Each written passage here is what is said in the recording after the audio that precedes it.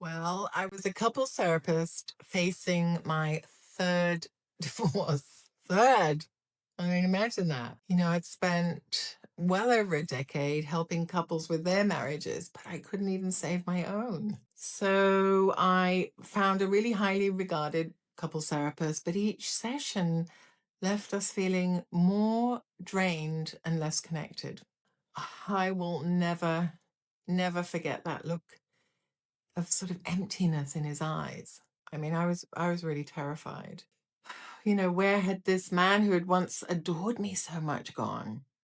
Honestly, I was also ashamed.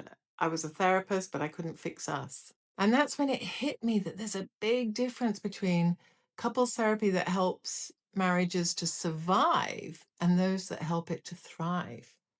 So I contacted many of my old clients, and of the ones who was actually still together, some were surviving, but some were really thriving. So what was it that made the difference? Well, a pattern began to emerge, and in the couples that thrived, at least one of the partners was willing to do absolutely whatever it took to make things work. And also, they stopped all the heavy conversations and instead they just focused on just being a lot more enjoyable to be around and just loving their partner in small, consistent ways and often facing a lot of rejection. But these guys were oddly optimistic and they were really, really patient. So I stopped waiting for my husband to change. I changed first.